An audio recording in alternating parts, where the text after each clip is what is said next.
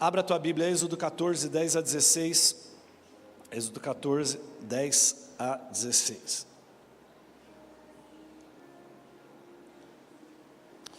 A palavra de Deus diz assim: ao aproximar-se o faraó, os israelitas olharam e avistaram os egípcios que marchavam na direção deles. E aterrorizados, clamaram ao Senhor. Disseram a Moisés: foi por falta de túmulos no Egito que você nos trouxe para morrermos no deserto? O que você fez conosco, tirando-nos de lá? Já não lhe tínhamos dito no Egito: deixe-nos em paz, seremos escravos dos egípcios. Antes ser escravos dos egípcios do que morrer no deserto. Moisés respondeu ao povo: não tenham medo, fiquem firmes e vejam o livramento que o Senhor lhes trará hoje, porque vocês nunca mais verão os egípcios que hoje vêm. O Senhor lutará por vocês, tão somente acalmem-se. Fala para o seu irmão: fica calmo.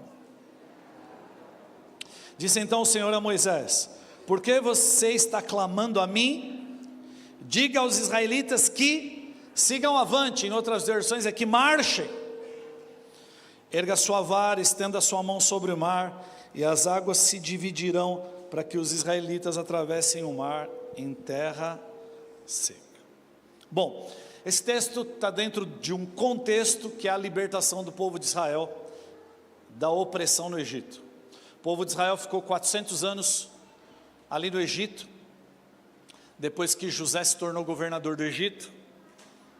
O povo de Israel acabou indo para lá. Jacó com seus irmãos, com seus filhos, os irmãos de José foram para lá. Eles começaram a se multiplicar de uma forma extraordinária, começaram a ganhar espaço. José morre, aquilo vai passando, as gerações vão passando, e de repente o povo de Israel é numeroso, enorme no Egito. Se levanta um faraó e escraviza eles. Eles começam a clamar a Deus por socorro. Deus ouve o clamor do seu povo, levanta Moisés para ser o libertador, que vai até o Egito, e tem várias audiências com Faraó, desafia Faraó. Você conhece bem essa história. E de repente, de forma milagrosa, Deus liberta-os. Só que no processo de saída, Faraó se ira, se arrepende e vai atrás com uma comitiva enorme de soldados, carros de guerra e tudo mais, vai atrás. E de repente, esse texto que nós lemos é o exato momento onde o povo de Israel tem de um lado o mar Vermelho, e atrás deles as carruagens de Faraó. E aí eles entram em desespero. Agora, uma das coisas que eu quero chamar a atenção aqui é que quando você vai ler Êxodo, toda a parte inicial ali de Êxodo, você vai ver isso no capítulo 5, capítulo 9, é bem interessante que uma das coisas porque Deus estava tirando o povo de Israel do Egito, era não só porque Ele queria libertar e dar bem-estar ao povo, não era o único motivo, mas era um pacote completo, entre libertação, entre bem-estar, mas estabelecer através do povo de Israel uma cultura que abalaria todas as nações da terra. E essa cultura seria construída, está comigo? Essa cultura seria construída a partir da adoração, da intimidade com Deus. É importante você entender isso.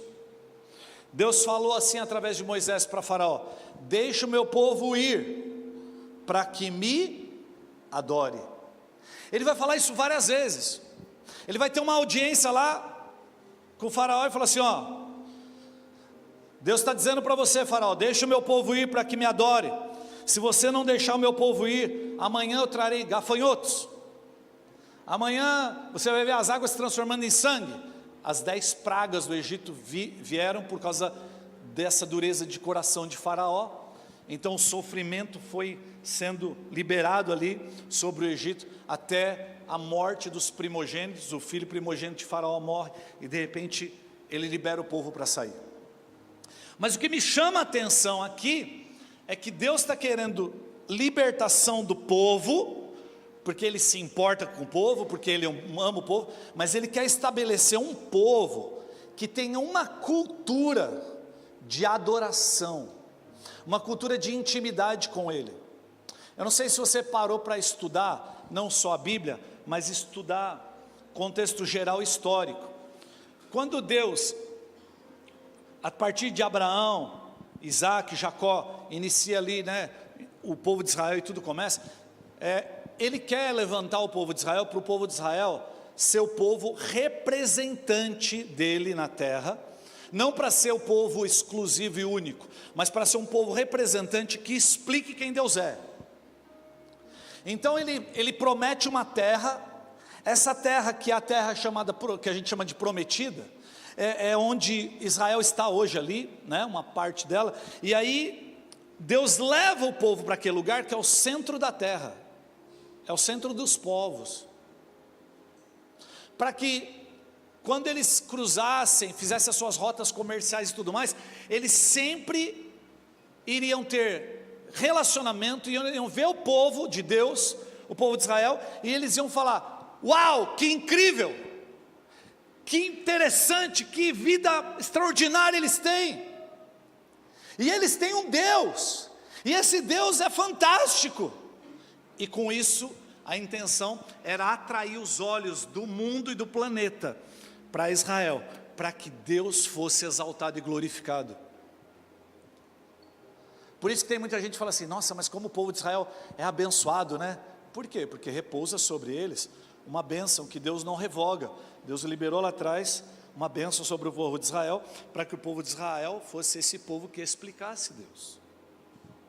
Claro que por trás de toda a bênção existe uma coisa muito importante, chamada obediência. O povo de Israel não viveu só de momentos bons, o povo de Israel viveu muito sofrimento ao longo da história. Sabe por quê? Porque se afastava de Deus, desobedecia a Deus, e Deus, para atrair o coração do seu povo de volta, deixava eles à deriva, deixava eles sujeitos às suas próprias paixões e desejos, e aí o problema vinha sobre eles. Então era constantemente isso.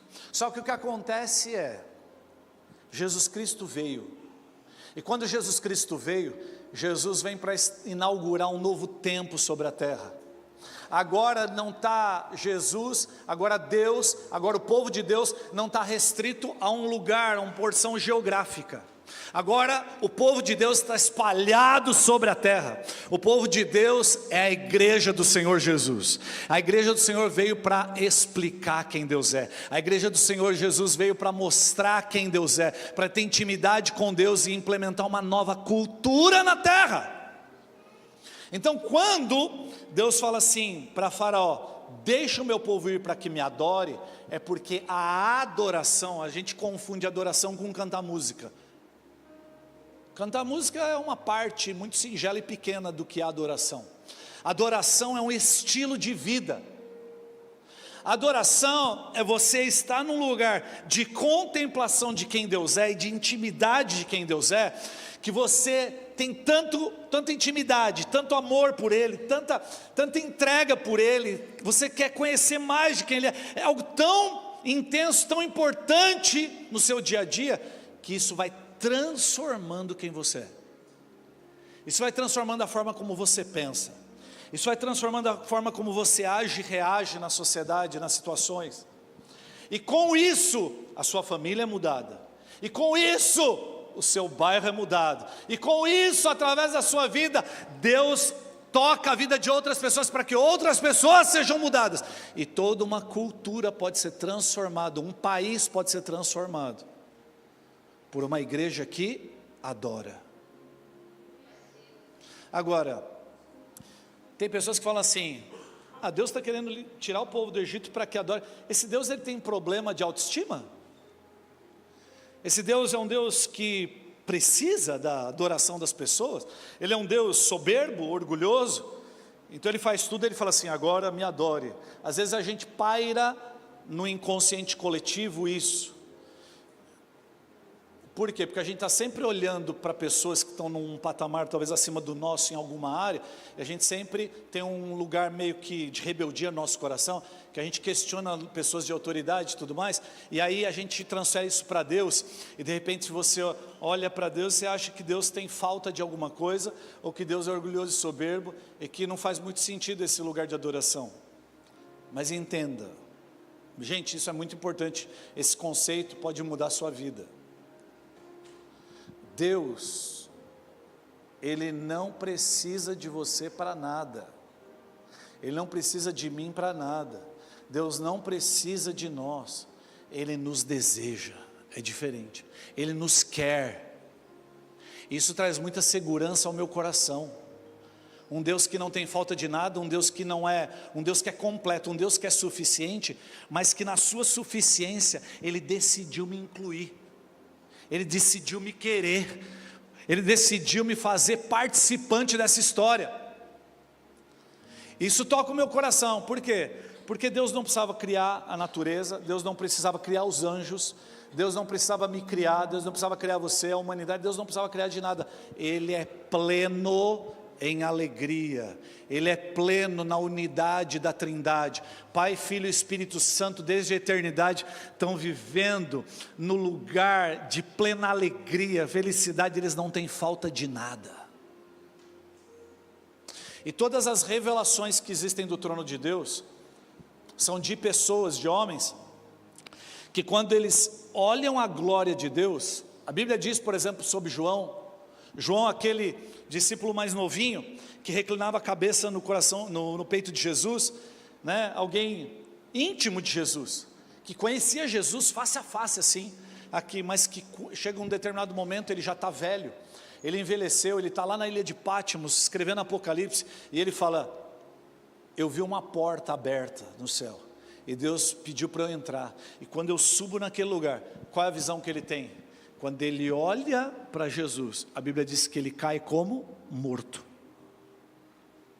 porque a glória de Deus é algo indescritível, a glória de Deus traz êxtase, a glória de Deus invade a nossa alma, o nosso coração, captura os nossos olhos, nós nessa forma limitada que nós temos, nós não conseguimos fazer isso, e aí ele diz que cai como morto. Mas Jesus, não é que Jesus quis que ele caísse como morto, tanto é que a Bíblia diz que Jesus vai lá, perto dele, e fala assim para ele, não tenha medo,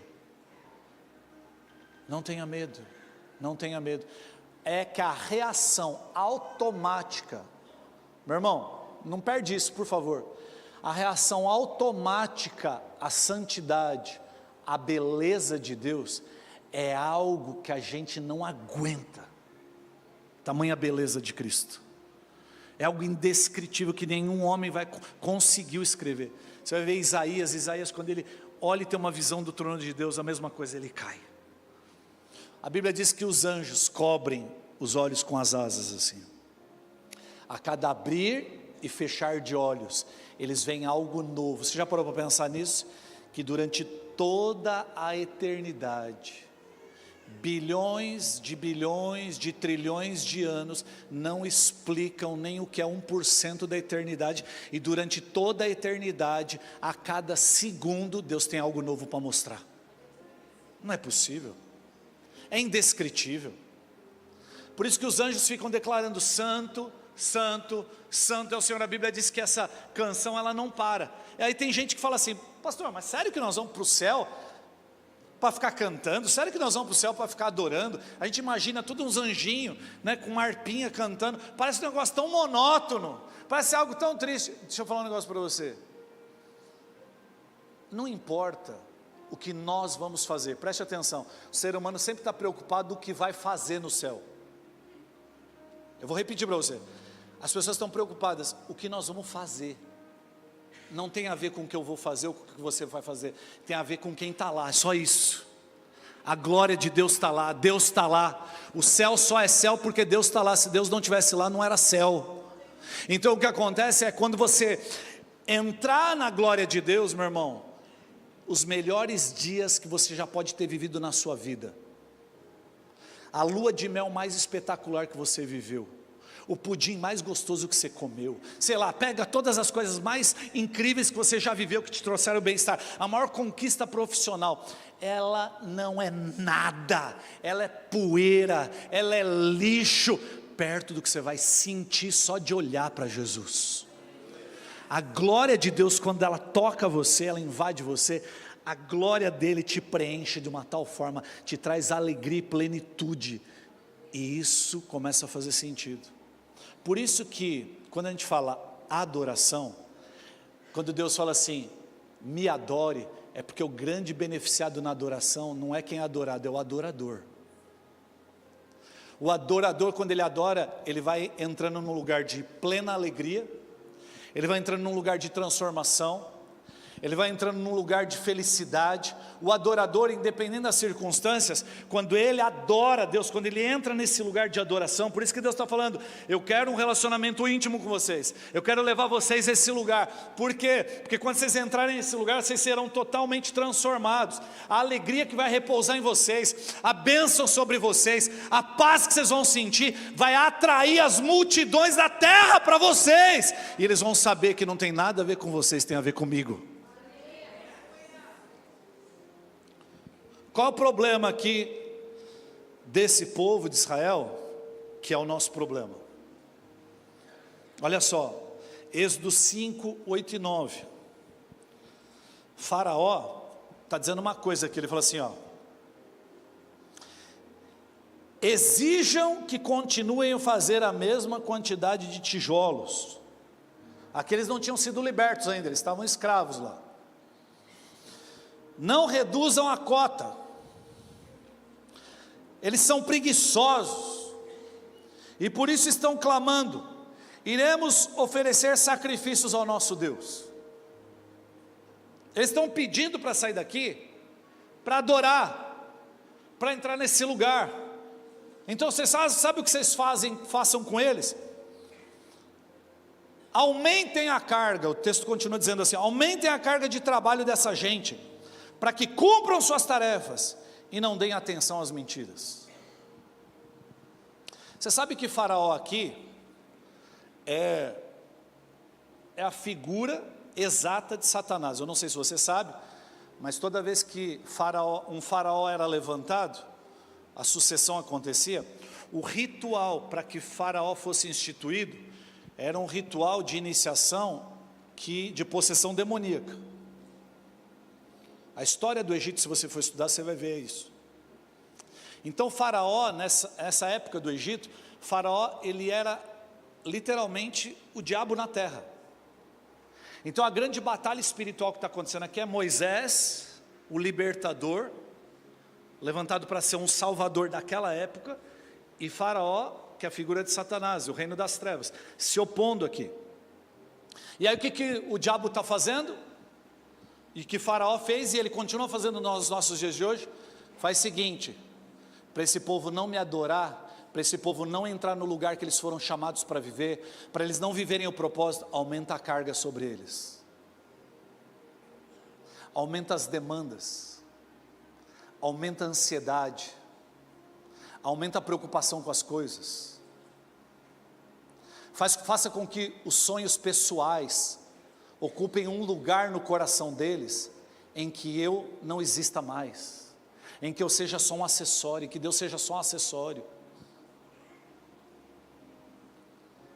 Aumenta a carga, faça com que a cultura que eles vivam, seja a cultura de escravidão, onde o meu filho vai para a escola, e ele se depara com uma outra criança, que tem um tênis incrível, e ele não tem, ele volta para casa chorando, porque ele não tem um tênis igual do outro. Aí você entra em prantos e angústia, porque você quer dar o melhor para o seu filho, você tem um coração de pai maravilhoso, aí você vira escravo do sistema, escravo do Egito. É ruim, pastor, ter dinheiro? É ruim querer dar o melhor? Claro que não, mas se essas coisas ocuparam o seu coração, ao ponto de te fazer escravo e te desviar da adoração, sim, se torna um pecado.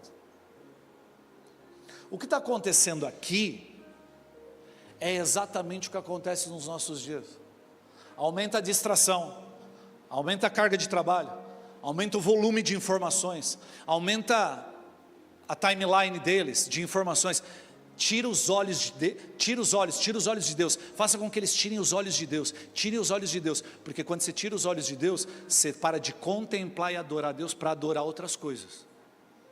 E a Bíblia vai dizer que eu me torno aquilo que eu adoro. Quando eu tiro os olhos de contemplar Deus, quando eu tiro os olhos da adoração a Deus, os meus olhos começam a olhar as circunstâncias. Aí quando você começa a olhar as circunstâncias começam a dizer para você o que você é. Começa a falar para você que você tem falta. Começa a dizer para você que você não é capaz. Começa a implementar uma cultura de culpa na sua vida que você nunca consegue sair. Sabe por quê? Porque você tem uma mentalidade do Egito. Deus, preste atenção nisso, quando Deus tira o povo de Israel do Egito, e Ele está conduzindo o povo de Israel do Egito, Ele tem uma missão, Deus tem uma missão com o povo, Ele tem uma missão de levar o povo até a terra prometida, só que nesse processo de levar o povo até a terra prometida, Ele precisa tirar o Egito de dentro do coração do povo. Você imagina o que é passar 400 anos de escravidão no Egito?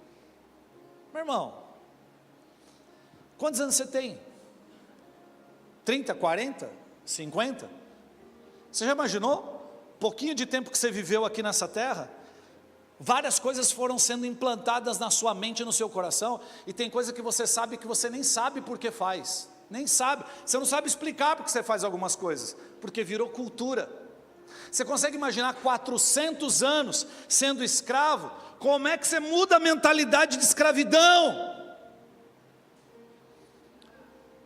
Essa manhã, a Cleo compartilhou uma coisa na transição e depois eu peguei isso como um gancho, que é assim, a pergunta que ela fez para as pessoas aqui foi assim: você crê que Deus ama você?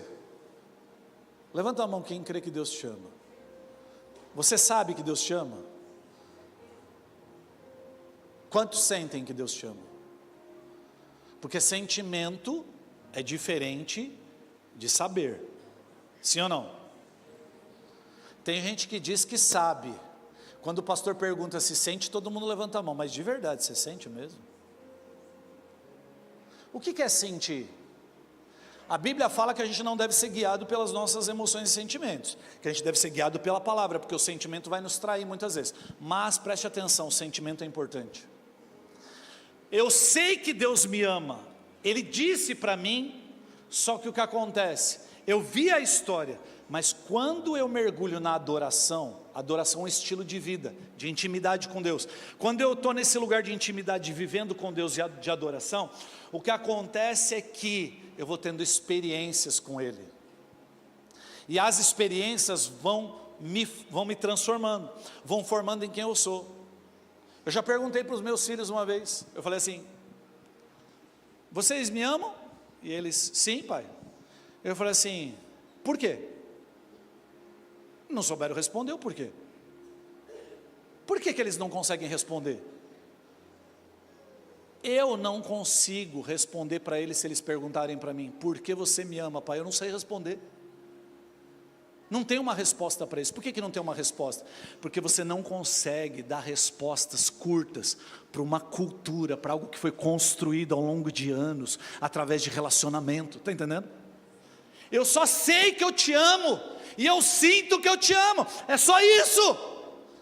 Quando você tem intimidade com Deus, e vive numa vida de adoração, meu irmão, você sabe, sente, tem convicção que Ele te ama, diante das circunstâncias adversas, diante dos medos que vêm sobre a sua vida, diante das más notícias, você só sabe dizer, eu sei que Ele me ama, eu sei que eu não estou sozinho, eu sei o que Ele fez por mim. Por isso que não cabe culpa, por isso que não cabe medo na vida de um adorador.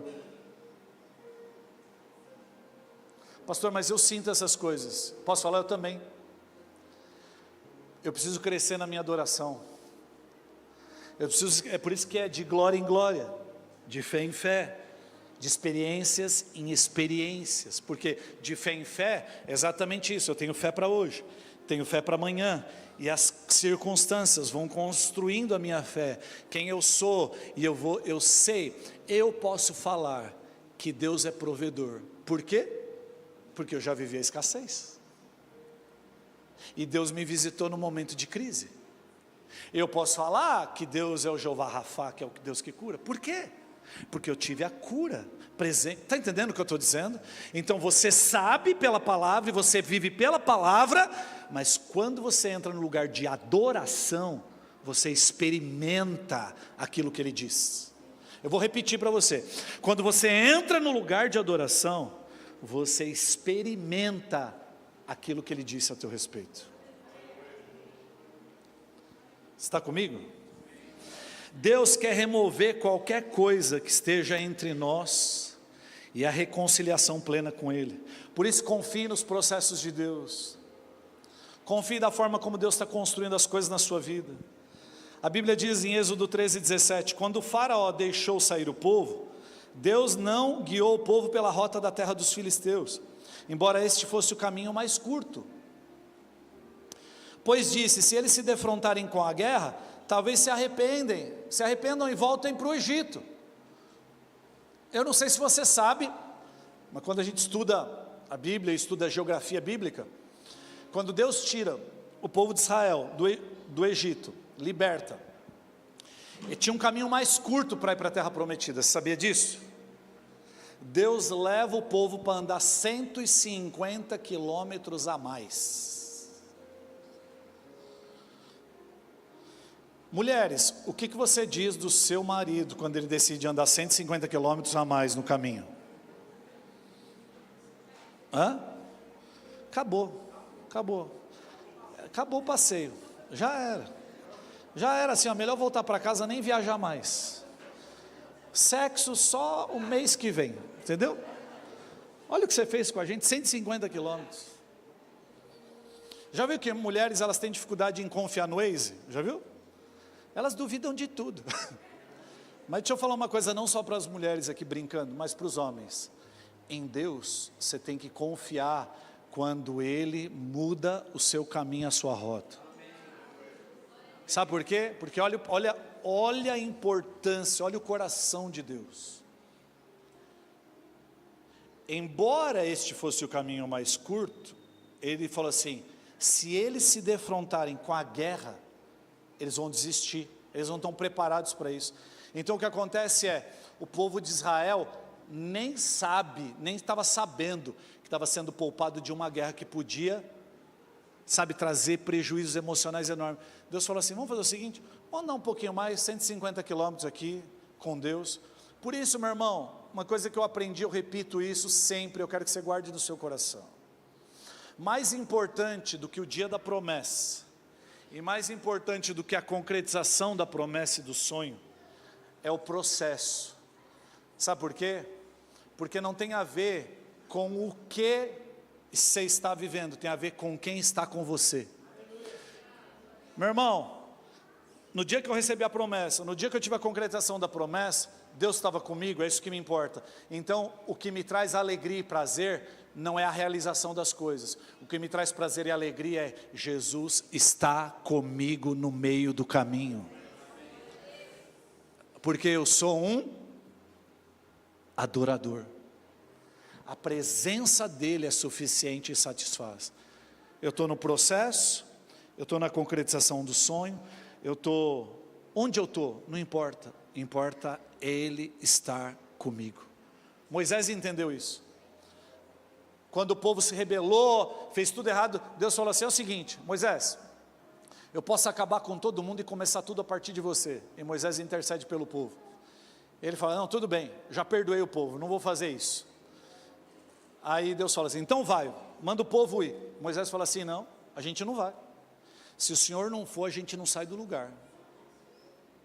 Moisés está falando o seguinte, mais importante do que as conquistas, é a sua glória, a sua presença sobre as nossas vidas. E isso é que vai mover e fazer diferença nas nossas vidas, nas nossas famílias. Meu irmão, você não se anima com isso? Sabe por quê? Porque um adorador, quando ele está na presença de Deus, e ele tem os olhos dele, preste atenção nisso, os olhos dele são capturados pela beleza de Deus, ele não tem olhos para outras coisas, ele não tem olhar para o pecado, ele não tem olhar para o medo, ele não tem olhar para as palavras de acusação, ele não tem olhar para outras coisas. Qual é o problema do povo de Israel aqui? O povo, Faraó vem e eles olham para trás. Eles olham para trás e falam: meu Deus! Aterrorizados, a Bíblia diz. Eles clamam aterrorizados: Deus, dá uma olhada, nós vamos morrer. E eles vão para cima de Moisés, porque quando você lê o texto, a gente lê mansinho, mas eu fico imaginando o tipo de diálogo que foi aqui. Moisés, por que você fez isso? A gente falou, era melhor, deixa a gente em paz lá. Quando o faraó aumentou a carga sobre a gente falou para você: está vendo, está dando tudo errado, olha a minha vida, nada dá certo, parece que as coisas estão piorando. Só fala isso e só pensa isso quem não está contemplando, porque quando você está contemplando, você não tem olhos para essas coisas. Quantos estão entendendo isso, meu irmão? Então eles estão com o quê? Eles estão nesse lugar, nesse turbilhão. O povo precisava de tempo para aprender a confiar em Deus, para se organizar. Por isso Deus colocou eles para andar 150 quilômetros a mais. Quando você errar o caminho junto com a sua esposa e seu esposo, lembre-se, talvez Deus quer que vocês tenham uma boa DR para resolver algumas coisas. Já parou para pensar com ouvidos, olhos e uma mente espiritual para as coisas? Erramos o caminho, você fala assim: glória a Deus, Deus deve ter me livrado de um acidente aqui. E vocês estão brigando por besteira, e Deus está te poupando de coisas extraordinárias, mesmo quando você erra. Quem contempla Deus e é adorador, ele não é egoísta. Eu fico vendo a briga entre casais hoje em dia, e eu fui um desses. De vez em quando ainda eu tenho umas crises de maturidade, onde eu fico tentando me defender. Mas quando você está na presença de Deus, você vai se tornando parecido com Ele, você vai contemplando Ele, você vai olhando, você sai desse lugar de contemplação assim, ó. Você olha para as pessoas, você quer se doar, você não vê a hora de perdoar, você não vê a hora de ser generoso, você quer deixar o diabo triste, meu irmão. É fazer isso, quando as pessoas te ofenderem, você ser o primeiro a perdoar. Uma das coisas que eu peço para Deus sempre nos meus tempos devocionais: Deus, revela para mim se tem alguém contra mim com alguma coisa que eu fiz e nem lembro. Fala comigo, para que eu tenha o privilégio de te honrar, sendo o primeiro a pedir perdão. Me ajuda. Sabe por quê? Porque cada vez que eu digo não para mim mesmo, cada vez que eu pego dinheiro do meu bolso, e eu consigo ser generoso com alguém, eu sei que o céu está falando assim: ah lá, ó, parecido comigo. Uau! A oportunidade que eu tenho de adorar, preste atenção, que eu estou ampliando o conceito de adoração, para você entender o que a Bíblia fala sobre adoração. Quando eu faço essas coisas, eu sou um adorador, que estou mais parecido com Ele, porque eu estou contemplando Ele, e eu estou querendo ser igual a Ele. Você já imaginou, se num casamento, você quer resolver problema de casamento, de relacionamento? Você quer resolver problema financeiro? Você quer resolver problema de criação de filhos? Quer? Adore ao Senhor. Adore ao Senhor. Meu irmão, as pessoas, elas estão: pastor, eu não sou escravo. Entenda a metáfora de escravidão. Quando para você se tornou, aquilo rouba a tua alegria, rouba a tua paz. Sabe, quando você olha para as circunstâncias, para a cultura que você vive, quando você vê as coisas acontecendo do seu lado, e essas coisas é que regem a sua vida, é que dirigem a sua existência, se você sem perceber está com uma mentalidade do Egito. A mentalidade do Egito invadiu você, você nem percebeu.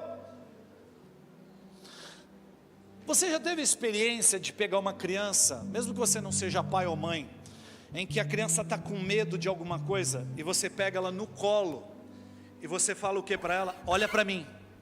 Já viu?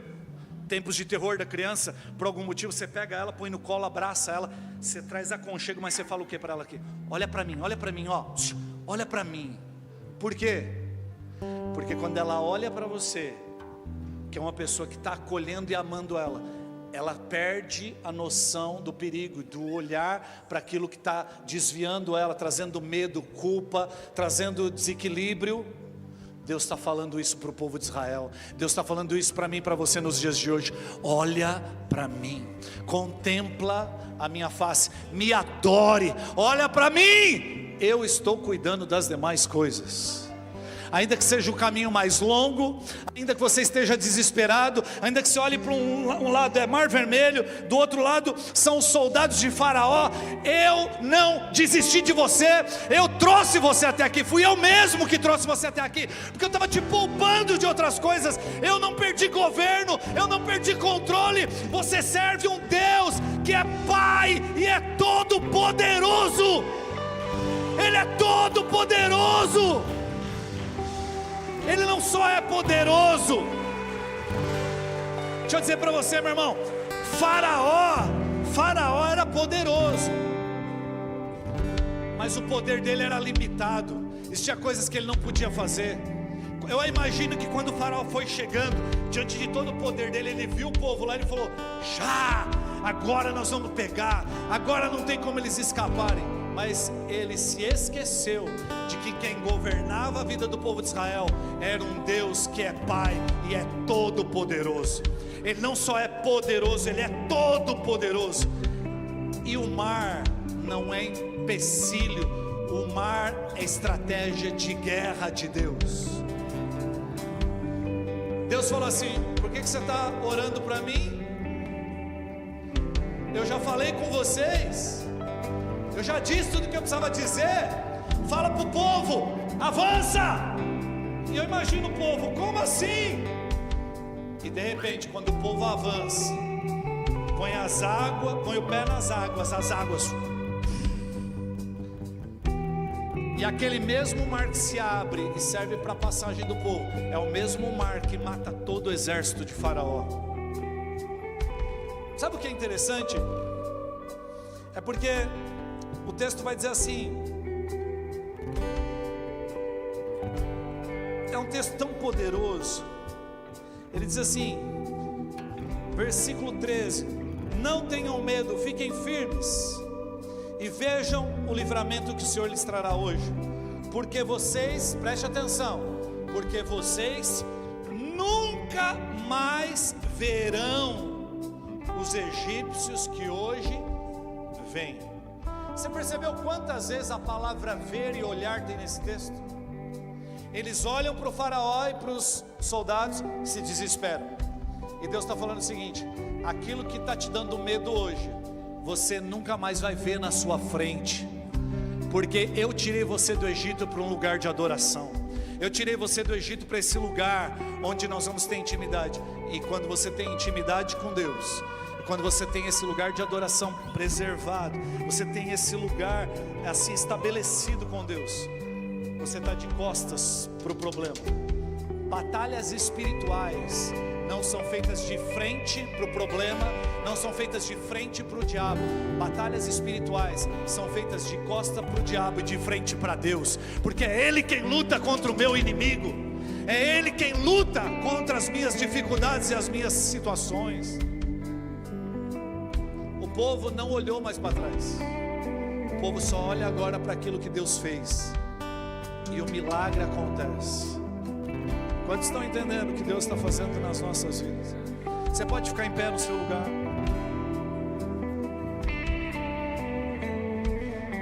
Sabe qual era o problema dos israelitas? O grande problema dos israelitas aqui? Talvez o problema dos israelitas seja o problema de muitos de nós. eles estavam mais preocupados em fugir de Faraó do que de se encontrar com Deus. O povo de Israel estava mais preocupado em se libertar dos problemas do que com a promessa de Deus: deixa o meu povo ir para que me adore. Se o povo tivesse naquela hora revelação de tudo, eles iam estar com expectativa: uau, nós vamos nos encontrar com Deus, agora nós vamos ter um tempo com Ele, agora depois de 400 anos escravos, nós vamos agora nos encontrar, nós vamos ter a nossa terra, onde a nossa cultura, onde a cultura do céu vai ser implementada. Uau, eu estou animado com isso. Não é isso que eles fazem. Eles estão mais preocupados em se livrar de problemas do que contemplar Deus. Nas nossas vidas isso acontece muito. O foco do nosso olhar está tanto no problema. O problema tem esse poder. Quando o faraó aumentou a carga de trabalho, ele desvia o olhar de Deus para o problema. Então o problema tem esse poder de atrair os seus olhos, a sua atenção para a luta, para a dificuldade. E aí o que acontece é quando você está com seus olhos na dificuldade, você se distrai e ela começa a ser o seu grande objetivo. E o seu grande objetivo, ao invés de buscar Deus, é se livrar. Eu preciso me livrar disso. Deus está falando: não se preocupe com os soldados, não se preocupe com o faraó, não se preocupe com os seus problemas. Olha para mim, contemple a minha face, me adore, e todas essas outras coisas eu resolvo na sua vida. Antes da gente ir para a ceia e encerrar, alguns vão lembrar aqui talvez uma situação que uma vez eu vivenciei com um jovem na igreja. Eu tinha ministrado sobre adoração, sobre gratidão, sobre a importância desse lugar. Não que a Bíblia não fale sobre lamento, sobre pedido. Existem salmos ensinando inclusive a gente a esse lugar de dependência. O problema é quando a gente só fica no lamento e a gente nunca vai para a adoração. Já parou para pensar que os salmos de lamento, eles começam com lamento e terminam com adoração? Pega os salmos de lamento, eles começam lamentando, mas no final eles creem em Deus e começam a declarar quem Deus é. Eles vão para um lugar de adoração. Um jovem da nossa igreja voltou para casa depois de ser ministrado, passou aquela semana toda. No sábado ele estava na casa dele, ele falou: eu quero vivenciar aquilo que o pastor pregou e ministrou. E ele foi para o quarto dele e começou a adorar o Senhor. Ele estava vendo um tempo de escassez na casa dele, dificuldade, os pais, a família vivendo tempos bem difíceis, sem dinheiro para ir até para a igreja. E aí ele está lá. Ele disse que ele entrou num lugar de gratidão e adoração a Deus. E ele falou assim: hoje eu não vou pedir nada, Pai, eu só quero te adorar. Ele disse que ele foi inundado naquele lugar pela glória de Deus. Choro e riso tomaram ele de uma forma extraordinária. Que ele falou assim: eu não quero mais sair daqui, Senhor, eu não quero mais ter que sair daqui para enfrentar as lutas, eu quero só ficar aqui. Eu não falei isso de manhã, mas eu me lembro que ele falou assim para mim: pastor, quando eu falei aquilo para Deus, Deus falou assim: você pode viver isso aqui, lá no meio dos problemas. Os problemas não vão ter voz da decisão na sua vida. Você continua me contemplando onde você for. E ele disse que ele saiu daquele lugar tão feliz. Era um sábado, tinha culto à noite na igreja, culto de jovens. Ele passou, saiu do quarto dele, ele viu aquele brinquedo, banco imobiliário. E ele viu aquelas notas assim, em cima. Ele pegou aquelas notas, ele falou assim: Senhor, eu tenho uma necessidade, e eu creio que o Senhor pode transformar esse dinheiro de papel, sem valor, num dinheiro de verdade. Pegou e botou na carteira. Foi para o culto. Ele chegou no culto à noite, tempo de ministração, e ali ele disse, foi o melhor culto da vida dele. Por quê? Porque ele já tinha começado o culto em casa. Adoração ao Senhor, gratidão ao Senhor. Quando ele chega no culto, é só para continuar aquele ambiente que ele já tinha na casa dele. Quando ele está ali, termina o culto, ele está saindo, no final do culto ele sai, já está indo embora, todo mundo tinha ido embora. Um irmão chega para ele, pega e entrega um envelope para ele. Ele fala assim: Deus tocou no meu coração. Você pensa isso acontecendo num culto de jovens, só pode ser milagre, sim ou não? Não é verdade? Jovem sempre está duro, né? Você imagina, alguém vai lá num culto de jovens, entrega um envelope para ele e fala assim: ó, Deus pediu para eu te entregar. Ele ficou extasiado, feliz, mas ele não tinha lembrado, não tinha ocorrido ainda para ele que ele tinha pego um dinheiro lá do banco imobiliário. Ele estava de moto, ele abre a carteira e ele abre o envelope. As mesmas notas que ele tinha pego no banco imobiliário eram as notas que aquela pessoa tinha doado para ele. Eu não estou dizendo para você, firmando agora para você uma teologia que você tem que chegar agora em casa e fazer isso, porque senão tem irmão que vai vir com um saco de nota do banco imobiliário agora aqui para a igreja.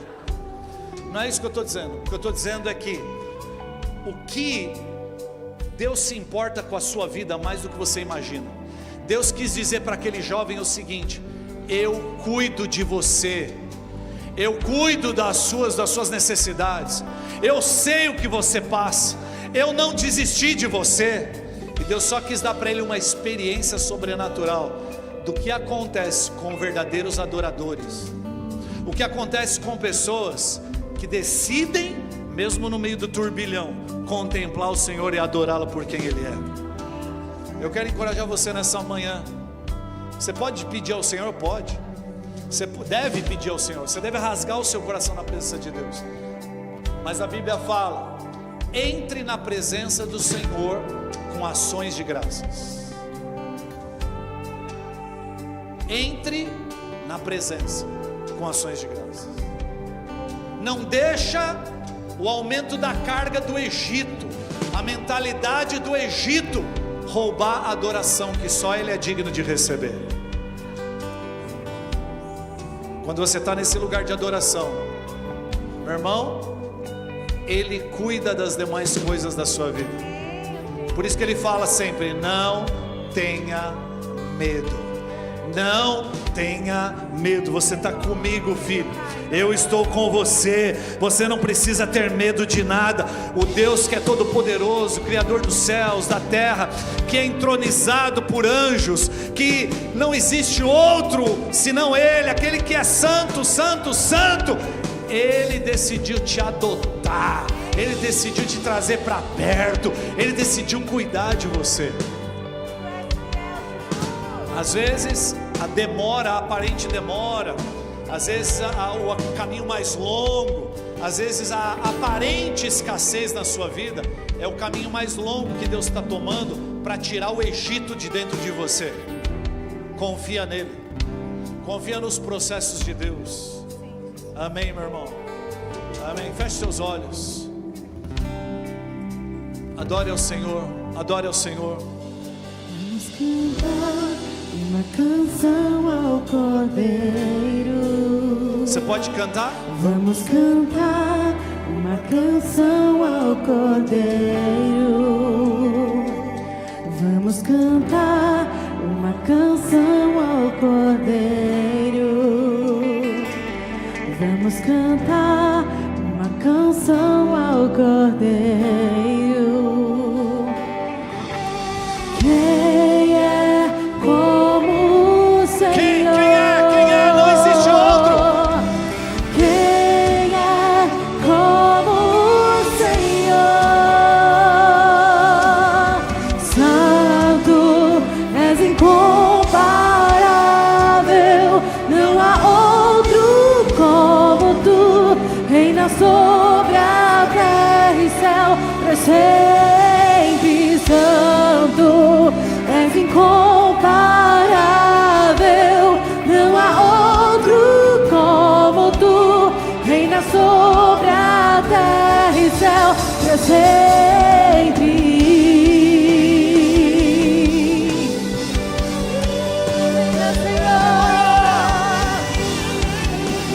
Adore ao Senhor, ainda que Faraó esteja esteja te perseguindo, adora o Senhor. Cantar uma canção ao Cordeiro. Vamos cantar uma canção ao Cordeiro. Vamos cantar uma canção ao Cordeiro. Vamos cantar uma canção ao Cordeiro. Ele Quem é como o Senhor? Quem é como o Senhor? Santo, és incomparável, não há outro como tu. Reina sobre a terra e céu para sempre. Santo, és incomparável, não há outro como tu. Reina sobre a terra e céu para sempre.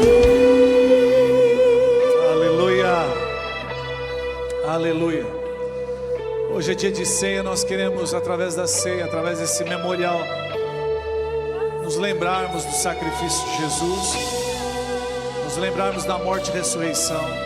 Mas a ceia tem um caráter de trazer a memória, um memorial. Então ele traz a memória, promessas de Deus, ele traz a memória, a aliança de Deus, a aliança de Cristo Jesus com o seu povo.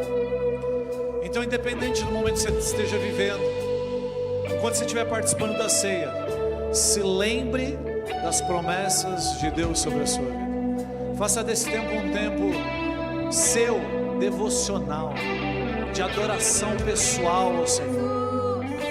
Sabe, fala assim para Deus: Deus, olha, está difícil, Senhor, eu estou cheio de preocupações, de dilemas, mas eu quero te entregar uma coisa que a Bíblia fala, que é meu sacrifício de louvor. No meio da dor, entregue a sua adoração ao Senhor. Uma coisa que no céu vai ser diferente é que a adoração lá, ela é permanente, porque você vai estar na presença dele e a glória dele te traz esse prazer, essa alegria, e é incontrolável adorá-lo. Mas aqui, enquanto nós estamos aqui na terra, vai ser o único momento da história da eternidade em que no meio da luta e da dificuldade nós podemos adorar o Senhor.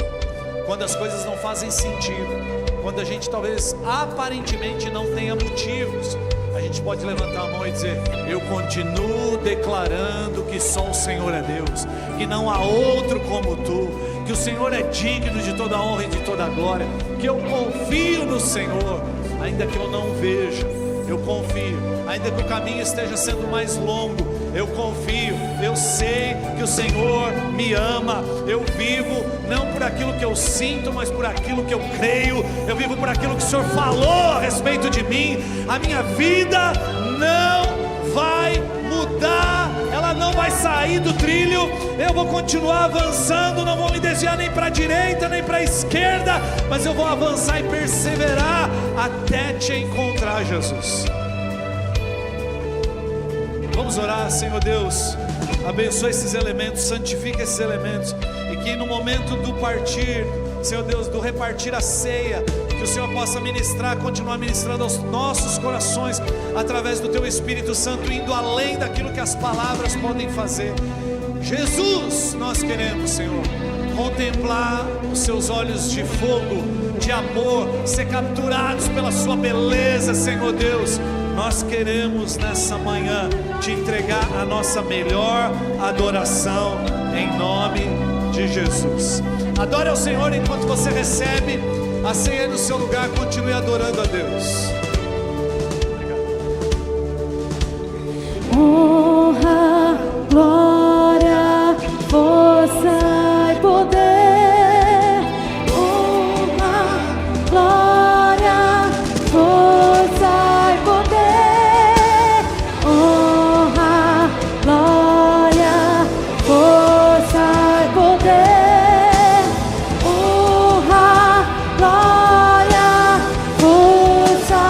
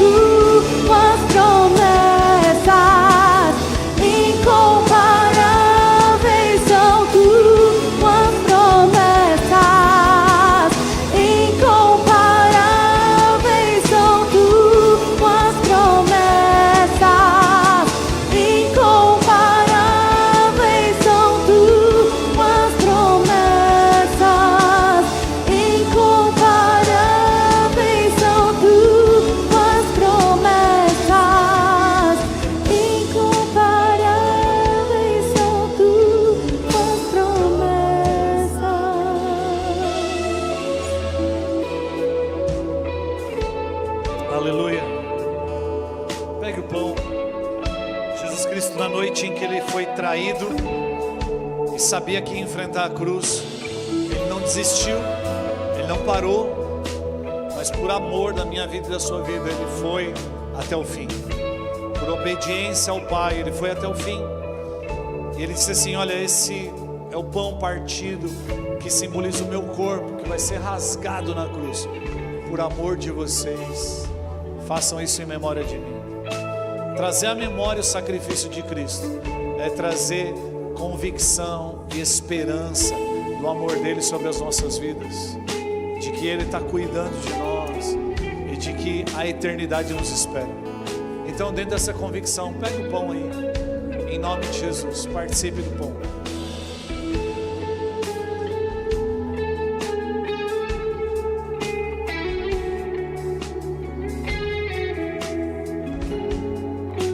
Ele pega o cálice e diz assim: esse é o cálice da nova aliança. Homens são capazes de quebrar pactos, homens são capazes de quebrar inclusive alianças, mas Deus é um Deus imutável. A Bíblia diz que Ele é o mesmo ontem, é o mesmo hoje e será para sempre, é o mesmo. Aquilo que Ele falou com você e sobre você, não importa quanto tempo faz, não mudou. Ele continua sendo o mesmo Deus. Ele não perdeu nada do controle. Antes que Israel fosse escravo do Egito, Deus já sabia antes da fundação do mundo que o Egito existiria. Antes de você viver o que você está vivendo, Deus já sabia, Ele não foi pego de surpresa. Então quando Deus diz algo, quando Deus fala algo, é porque Ele sabe o amanhã, Ele conhece você, e mais do que isso, Ele tem compromisso com a sua palavra. Então, dentro da aliança, da convicção que nós temos em Cristo Jesus, participe do cálice.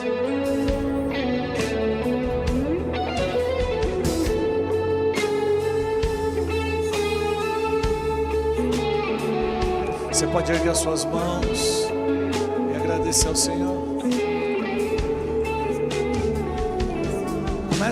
Comece a dizer isso ao Senhor: Senhor, eu quero mais, eu quero te conhecer mais, eu quero, Senhor, me apaixonar pelo Senhor, eu quero, Senhor Deus, viver aquilo que o Senhor me criou para viver. Eu não quero desperdiçar a minha vida, eu não quero desperdiçar a minha vida com o peso da cultura, com o aumento da carga. Eu não quero me distrair no meio do caminho, mas eu quero continuar com os meus olhos focados no autor e no consumador da minha fé, Jesus. Ah, Jesus. Você pode levantar suas mãos e dizer: aclame ao Senhor. Você pode fazer isso? Diga isso.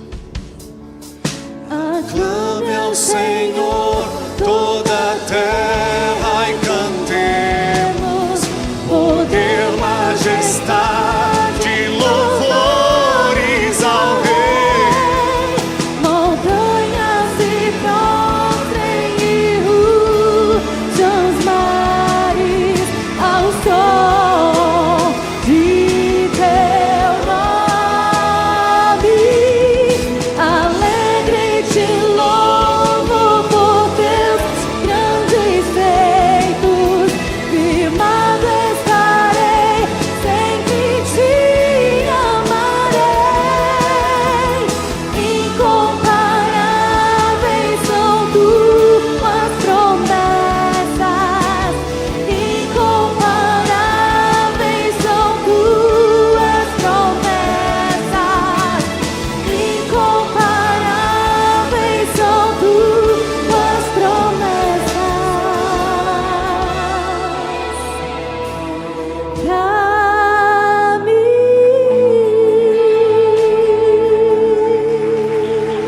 Aleluia!